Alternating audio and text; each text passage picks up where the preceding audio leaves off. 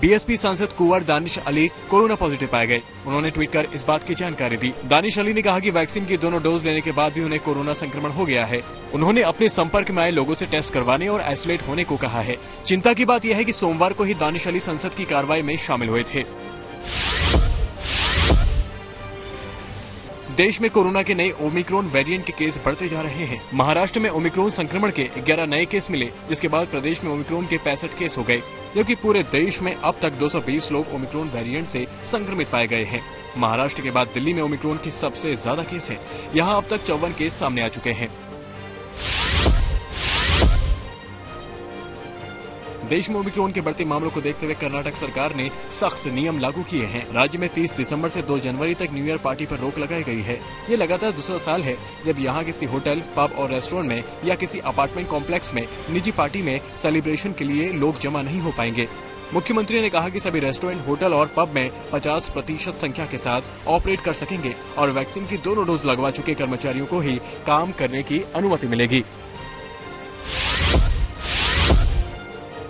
Omicron के बढ़ते मामलों को देखते हुए केंद्र सरकार ने राज्यों के लिए चेतावनी जारी की है। केंद्र ने कहा कि ओमिक्रॉन कोरोना के पुराने वेरिएंट डेल्टा के मुकाबले 3 गुना तेजी से फैलता है। इस वजह से जरूरी उपाय अपनाना शुरू कर दें। कल शाम राज्यों को लिखे गए लेटर में कहा गया है कि ओमिक्रॉन से निपटने के लिए वॉर रूम एक्टिव कर देना चाहिए। ओमिक्रॉन और डेल्टा दोनों वेरिएंट अब भी देश भर में मौजूद हैं, इसलिए लोकल और डिस्ट्रिक्ट लेवल पर ज्यादा दूरदर्शिता दिखाने और तुरंत कार्रवाई करने की जरूरत है।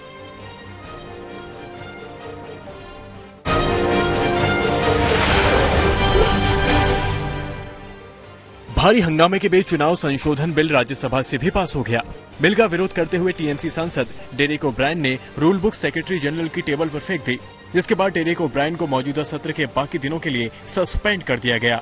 बिल पर चर्चा के दौरान डेरेक ओब्रायन ने बिल के पास करने के तरीके पर आपत्ति जताई। उन्होंने कहा कि हम सदन के नियमों का सम्मान करते हैं, लेकिन जिस तरह से किसान बिल पास करवाया गया था उसी तरीके से ये बिल भी पास करवाया जा रहा है। डेरेक ओब्रायन उस वक्त गुस्से में थे और उन्होंने संसद की रूल बुक सेक्रेटरी जनरल पर फेंक दी।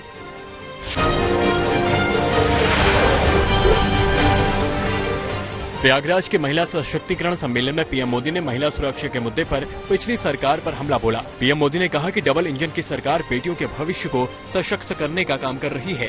पहले यूपी की सड़कों पर माफिया राज था, महिलाओं और लड़कियों का सड़क पर निकलना मुश्किल था, स्कूल कॉलेज जाना मुश्किल था, थाने गई तो बलात्कार की पैरवी के लिए किसी का फोन आ जाता था। इसके साथ ही पीएम मोदी ने कहा कि शादी की उम्र 18 से 21 साल करने के फैसले से महिलाएं खुश हैं, लेकिन शादी की उम्र बढ़ाने से कुछ लोगों को तकलीफ हो रही है।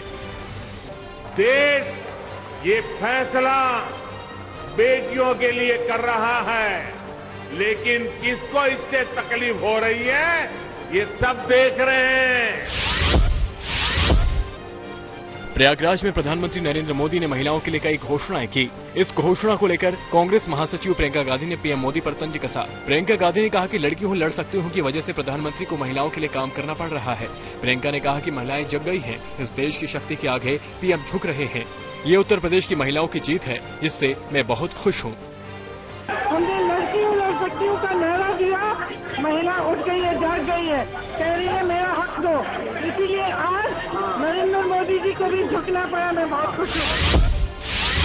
यूपी में फोन टैपिंग पर मचे सियासी घमासान के बीच कांग्रेस महासचिव प्रियंका गांधी ने बड़ा आरोप लगाया है। उन्होंने कहा कि फोन टैपिंग की बात ही छोड़ दीजिए, मेरे बच्चों के इंस्टाग्राम अकाउंट भी हैक कर रहे हैं। क्या उनके पास और कोई काम नहीं? इससे पहले भी प्रियंका गांधी ने आरोप लगाया था कि विपक्ष को परेशान करने के लिए सरकार नेताओं के फोन टैप करा रही है। मेरे बच्चों के इंस्टाग्राम के अकाउंट भी हैक कर रहे हैं, तो सरकार के पास और कुछ काम नहीं है क्या? सरकार के पास और कुछ काम नहीं है, बताइए। प्रगतिशील समाजवादी पार्टी के अध्यक्ष शिवपाल यादव ने कहा कि उन्होंने मान लिया है कि अखिलेश यादव ही समाजवादी पार्टी के नए नेता हैं। शिवपाल यादव ने बताया कि उत्तर प्रदेश के विधानसभा चुनाव के ऐलान के बाद से ही समाजवादी पार्टी और उनकी पार्टी के बीच सीटों का बंटवारा हो जाएगा। शिवपाल यादव ने कहा कि वो बस ये चाहते हैं कि उनकी पार्टी के जीतने वाले उम्मीदवारों को टिकट मिल जाए।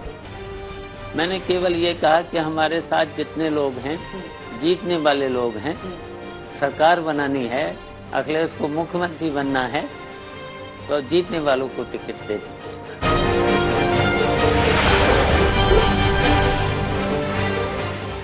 पंजाब में बेअदबी के मामले में हत्या पर सियासत गरमा रही है। राहुल गांधी ने कहा कि 2014 से पहले लिंचिंग शब्द व्यवहारिक तौर पर भी सुनने को नहीं मिलता था। इस पर बीजेपी ने कड़ी प्रतिक्रिया दी। बीजेपी आईटी सेल वाले अमित मालवीय ने एक ट्वीट किया जिसमें उन्होंने राजीव गांधी को लिंचिंग का जनक बताया। इसके बाद बीजेपी के कई नेताओं और सांसदों ने राहुल और कांग्रेस पर ताबड़तोड़ वार किए। 84 दंगों का भी जिक्र किया गया और कहा गया कि इसमें हजारों लोगों को मारा गया था। हालांकि कांग्रेस ने राहुल का बचाव किया और पूछा कि क्या दंगे और लिंचिंग में कोई फर्क नहीं है।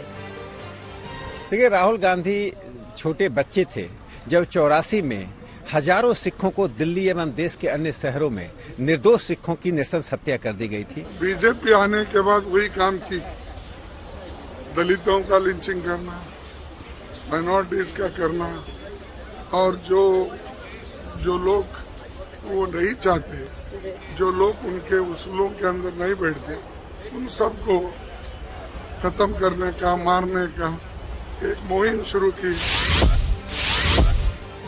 अकाली दल के नेता विक्रम मजीठिया के खिलाफ मोहाली में ब्यूरो ऑफ इन्वेस्टिगेशन ने ड्रग्स केस में एफआईआर दर्ज की है। एनडीपीएस एक्ट की अलग अलग धाराओं में मजीठिया पर केस हुआ है। इसके अस्थाना पेपर लीक केस में भी मजीठिया पर केस दर्ज किया गया है। पंजाब के पूर्व मुख्यमंत्री प्रकाश सिंह बादल कहते हैं कि ये तो पहले से पता था कि ऐसा ही होगा। यूपी के लिए बीजेपी ने जबरदस्त प्रचार अभियान छेड़ दिया है। प्रयागराज के बाद अब कल पीएम अपने संसदीय क्षेत्र वाराणसी में होंगे। इसके बाद 24 दिसंबर से ही गृह मंत्री अमित शाह धुआंधार प्रचार करने वाले हैं। शाह कम से कम 140 सीटों का दौरा करेंगे।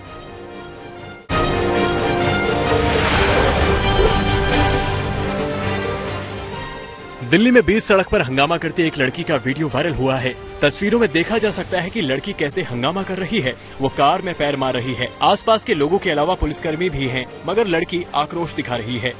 तस्वीर अक्षरधाम के पास मंडावली रोड की है। बताया जा रहा है कि लड़की नशे में थी।